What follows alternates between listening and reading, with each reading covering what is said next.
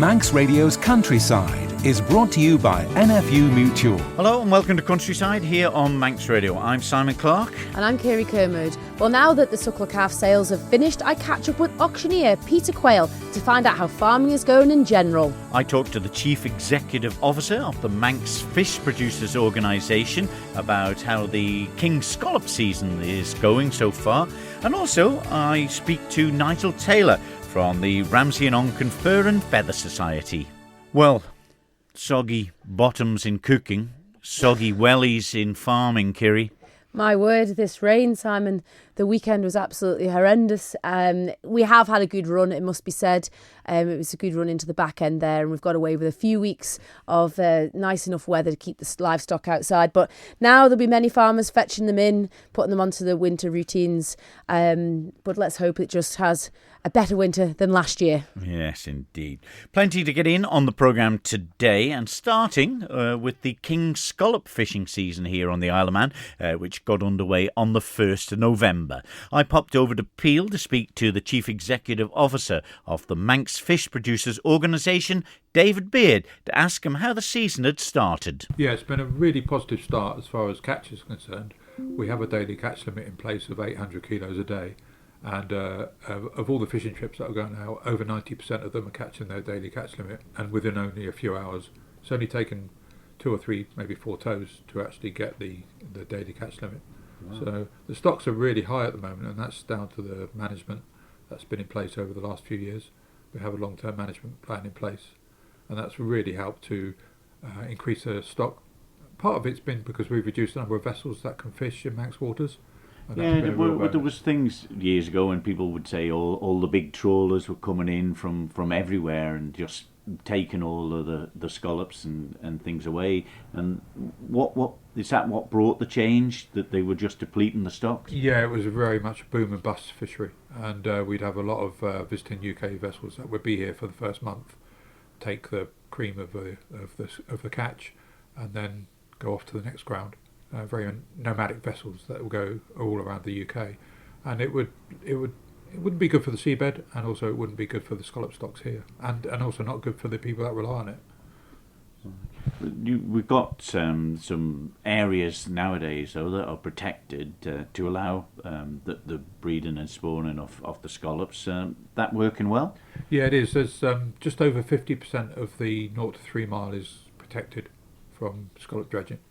So, and that's an exceptional amount, and we firmly believe that we've managed to build up brood stock within those protected areas, which is then helping to provide the young scallops to the rest of the waters. So I think a combination of that and the reduced number of vessels, there's only 52 I think it is licensed now, and 28 of those are Manx and 24 UK, and actually there's about 40 to 43, something like that, vessels that actually fish it in total, because some of them may have a permit, but maybe they're fishing somewhere else. Well, of course, the Isle of Man have got a good record in the past for the quality of their queenies and scallops, haven't they? Yeah, the quality is one of our selling points. I mean, we get a very good white meat, very large meat, and also with a good amount of roe on the scallop, which helps us to attract certain markets in Europe, and also helps us compete in a very challenging market. How much of the scallops are going off island? Because we do have a lot of people on the island that are very, very fond of seafood, which is great. Is a lot of it stay on the island, and how much would go away? Oh, it'd be well in excess of 95% go off the island. Really? Yeah. So that would be mostly going to France, to the big supermarkets in France, and to some individual retailers. But yeah, the vast majority is exported, so it's a really good thing for exports for the Isle of Man. But France have quite a big fishing industry themselves, don't they? How is there so much going over to there? Yeah, they do. I think what it is, there's 2 sorts of markets over there. The French have a very successful fishery for scallops, and they have their total allowable catch this year is about 60,000 tonnes, which is about 25 times what we're going to be able to catch this year. So it's a huge fishery, but their meat is slightly smaller. It's not really a roe-on product, and so there's the target market is slightly different. So there's room for both us and them. So I think that's been the situation for quite a while. We're known for having a high quality white meat and roe-on product. But you said the catches are really good since the start of November in this scallop season, but prices are down, I heard? Yeah, prices are down, and that's mainly due to the amount that's being caught in the channel, not necessarily by the French and the French market that they supply, but there's been huge catches in the channel from UK vessels, and this followed a 4.5 month closure to protect spawning stocks, which was a large increase on previous years in terms of length of closure. And what happened then was there was a shortage of scallops in that closure period because half the channel was closed. But then when it opened again, there was a glut because everybody piled straight in and started fishing it in a similar way that used to be done here. That as soon as somewhere opened, everybody would go there. And so the landings, which aren't controlled by daily catch limits or by total allowable catches in the UK fishery, they just got a bit out of hand, and so that saturated the market. So that, as a result, has reduced the prices that we can get. What about the weather? It's not been the greatest year for weather. Have they still been able to get out? Yeah, I think the key thing is that when they go out, they can catch their daily catch limit quickly. That's the key thing. The stocks are so high here that each time they go out, they're pretty much guaranteed to meet their daily catch limit. And some of the boats have been in by 10 o'clock in the morning. They've only been fishing 3 hours, 4 hours. Because they are restricted, aren't they, for how long they can be out there fishing? Yeah, they're restricted. They've got a 12-hour fishing period from 6 till 6. But as I said, at the moment they're not needing it. They're only needing for possibly up to 6 hours for the smaller boats.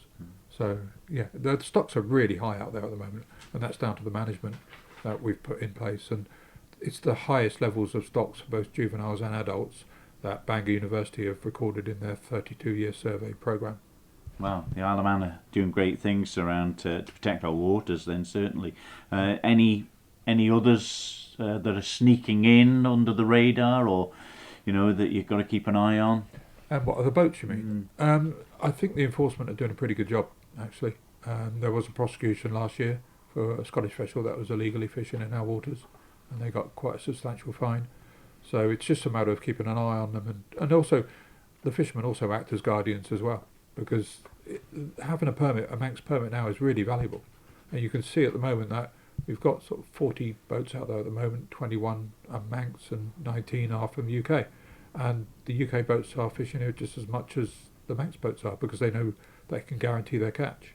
So it's important we protect it, but also the fishermen protect it as well by being guardians of the fishery.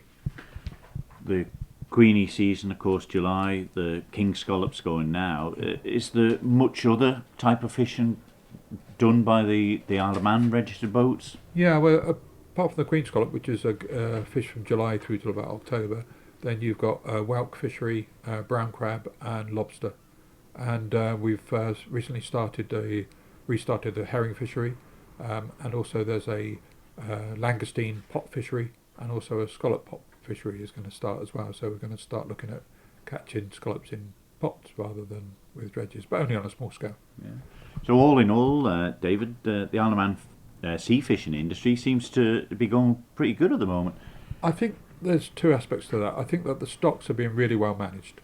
I just think that with the difficult market, it's very challenging for the processors on the Isle of Man, and part of that is because of the cost of getting the product off the island. We've got this extra cost of shipping it across the RSC, which some of our UK competitors don't have. So as well as being challenging in the market, it's challenging as far as costs are concerned. So it's still a difficult business and difficult industry to be in at the moment, but I do see that it's got a really good future because of the stocks and the way we've looked after them. David Beard from the Isle of Man Fish Producers organisation telling us about how the fishing season on the Isle of Man, particularly in the Irish Sea, has been going. And good news from that. Lots of good catches, getting their quotas, Kirree, but prices, like everything, down. It's so difficult to compete with some of the global imports. It's just so hard. But it is great to see that the stocks are doing well. The fishermen are getting that catch, so hopefully they can invest and push on. Yeah, and great that these special protected areas, according to David and all the fishermen there, have been such a great idea of helping the stocks around the Isle of Man waters, which is great news.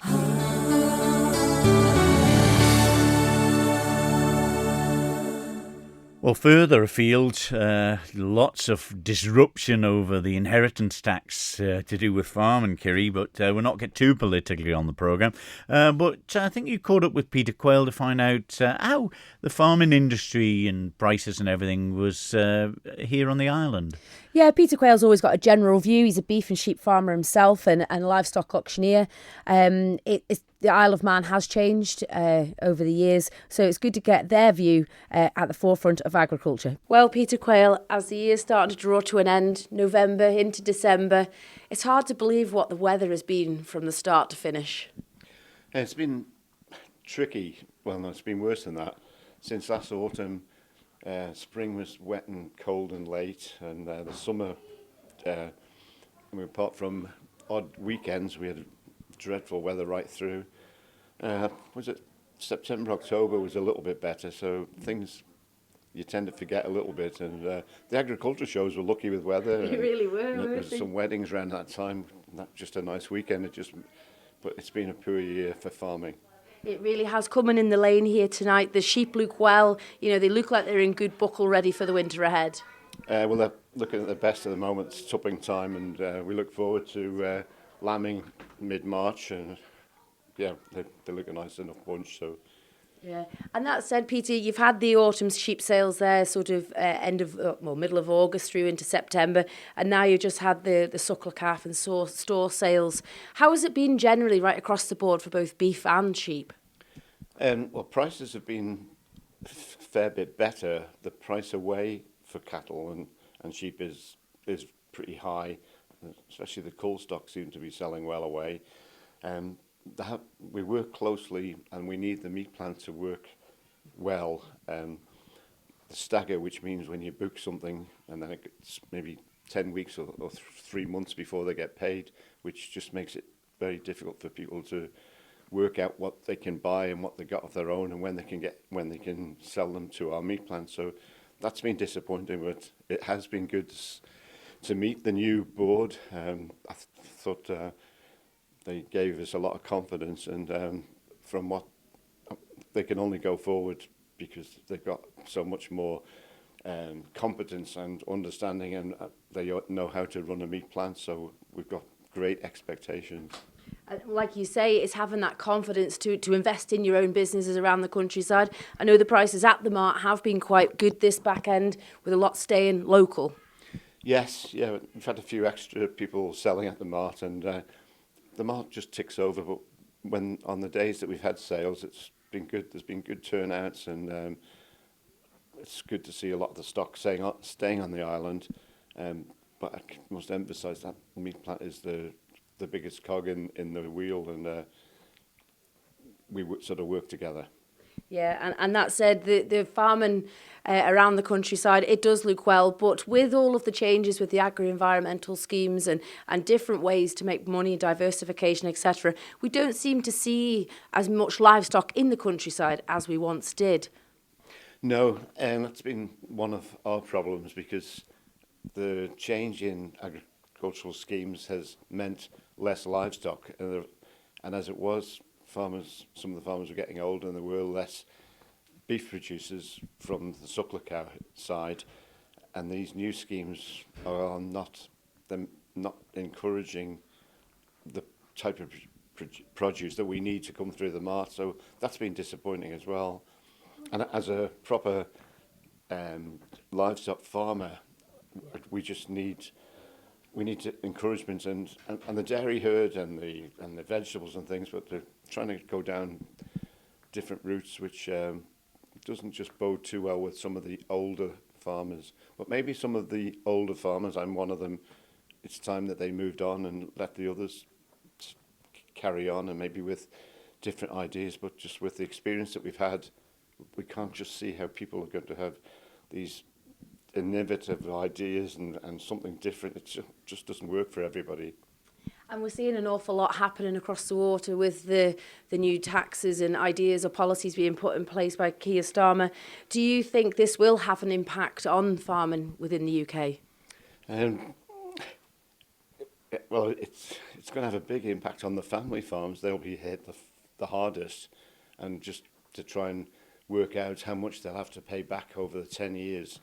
It's hard enough trying to make a living, especially on the island.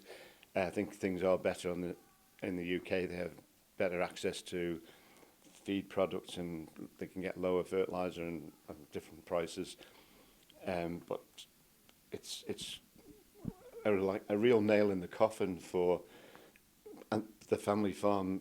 I guess they will probably try and spread it somehow before they die, or it's putting a lot of pressure on decision making Yeah. at the moment, and obviously there is an awful lot of unrest as we're seeing with the protests.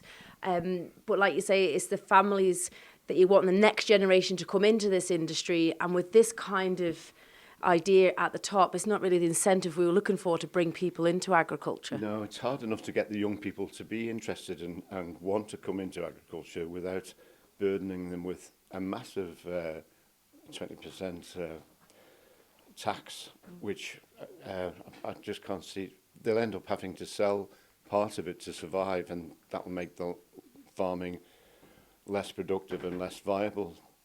It is difficult.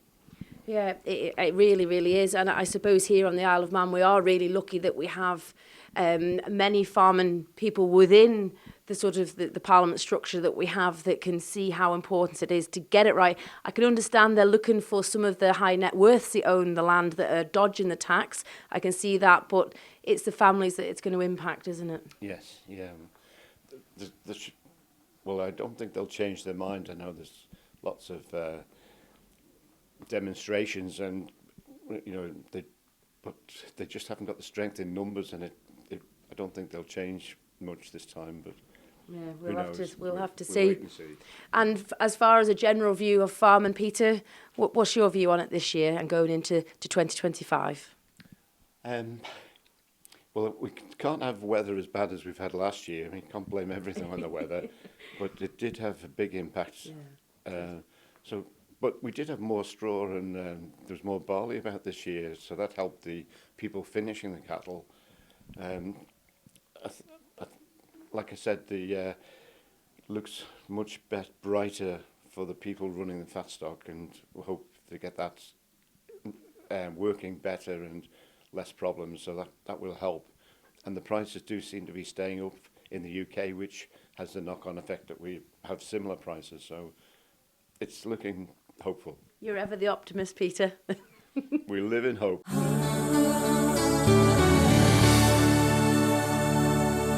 You're listening to Countryside here on Manx Radio with Kirree Kermode and myself, Simon Clark. Well, coming up in December, on Sunday the 8th of December, is the winter exhibition from the Ramsey and Onken Fur and Feather Society.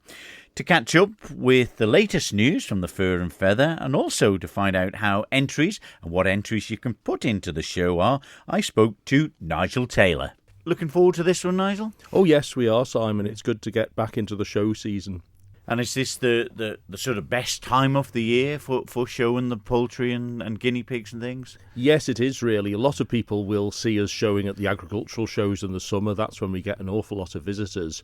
But actually, it's just about the worst time of year because everything's beginning to moult. The young stock often aren't quite ready for the agricultural shows, and the old ones are beginning to moult. So winter is the serious time to be showing. Right. Is this a sort of common trait around the whole of the UK and Europe as well? Well, yes, there's some huge shows that are held in Europe. We just had our Poultry Club National Show recently in October, which hasn't happened since 2020 now. Wow. So it's great to get back together and be there at the show. Yeah, and it's been one of them things over the recent decade, I suppose, Nigel, with the avian flu threats that have been happening and stuff. And what's the situation with that at the moment? Well, I think there is some outbreak in the UK at the moment, but there's no restrictions on the island, and touch wood that everything stays safe here. But we will be, taking some common sense precautions and asking everyone to make sure that the stock they bring, whether that's birds or animals, that they are healthy and don't have sniffles and things like that. Okay, well, Sunday the 8th of December at the Andrews Parish Hall is the venue for it. But you just mentioned there, it's not just birds and fowls that are going to be on show. Well, the full range is poultry, including ducks and geese potentially, pigeons. You can bring your rabbits, cavies, guinea pigs, that is.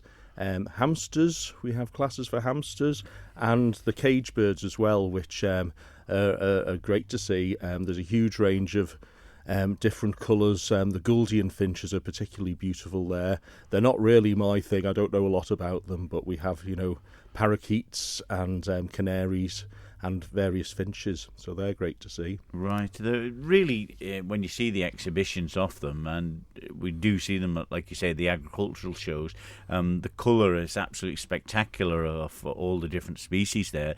But it sounds like it's going to be a bit more colourful at this time of year. Well, hopefully things are in good condition. We've got some judges coming from the UK to judge, so hopefully we'll put on a good show for them. What about, I remember when we were young, people kept a lot of budgies and guinea pigs and things like that. Is that still the case with the younger generation, or has it moved on to the more sort of older generation which keep them now? Well, the number of people showing has reduced. It would be great to see some more people, but it's all about the commitment really, and making sure animals are looked after properly. I mean, at the agricultural show this year, there was a whole family came with their guinea pigs, and they were all really interested and really enthusiastic. So it was great to see how well their animals were looked after. Yeah, and if anyone wants to stick an entry in, they've still got time to do so? Yeah, entries close formally on the 29th of November, so anyone can get in touch with me. And the best number's 472257. Okay, and it's again, it is great. You've missed a couple of years and various times, so I suppose everyone in the world of showing fowls and guinea pigs and rabbits and cavies, be all very excited at the moment to show their best and exhibit them for the general public. Yes, we're looking forward to it. We've had the summer shows for the last couple of years, of course, and it was last winter proper we managed to get our winter shows going again. But we're hoping to build it up and carry on for the future. Yeah, and the judge, as you said, judges you get from all parts of the UK and Ireland in the past, and that's no different today. Yeah, no. Last time we had judges from Wales. This time we've got Manchester and Lancashire, as well as Kirree and Lonnon. So a good mix then, yes. Isn't it? But as the time's getting nearer, Nigel, is it pretty tricky getting them ready, or is it easier this time of year because they've got some unusual habits and traits, I'd imagine? Well, hopefully they're in good condition. As I say, the young stock should be just ready to show, and the older ones hopefully should have molted if you're showing any of them. Some breeds you actually do, chickens in particular, but it applies to rabbits as well, actually. Some breeds are at their very best just for a short period when they're young, but other breeds you can show year after year after year, and they're still just as good and still can win. Okay, and it's got some interesting facts written down there about them. I thought I'd drop a few in because it's surprising, really. Even a lot of people living in the country don't know an awful lot about chickens. I know I'm talking an awful lot about chickens, but that is my thing. In that some people think you need a cockerel for the hens to lay, which isn't true. You can keep a few chickens around and not disturb the neighbours so much. And also chickens, some breeds of chicken, the sort of, say, the modern game, which are bred purely for showing, they'll only lay about 60, 70 eggs a year. But others, which were historically bred for laying, they could be a couple of 100, 250 eggs a year. So, entries closed then, 29th of November. Andrews Parish Hall is the venue, and fairly used to that place now. Yes, it's a great venue actually, and we do store some of our equipment there as well, which is very useful. Well, we're hoping it's going to be a very successful day for you all there, and hope the public come along and see all the exhibition of the birds and the animals that's on display. Thanks very much, Simon. Yes, we'll see you there. Nigel Taylor from the Ramsey and Onken Fur and Feather Society there, giving us some interesting facts about the chickens as well. And they've got that winter exhibition at the Andreas Parish Hall in Andreas on Sunday, the 8th of December, 10 a.m. until 4 p.m. And classes for poultry, waterfowl, pigeons, cage birds, rabbits, cavies, and also cats as well. Details from Nigel, 472 257. So great news that they've had a bit of a rough time over the last few years with postponements and cancellations with some of their shows, haven't they? It's been really difficult, especially with the avian flu doing its rounds, but it's great to see them getting going. There's something beautiful about the aviaries where they have all of the little small birds on display. It's something we don't get to see every day, so get along to that if you can. Indeed. Well, that's it for this week's Countryside. We're back next week at 5:30. So until then, from me, Simon Clark. And me, Kirree Kermode. We'll see you then. Ta-da. Bye-bye.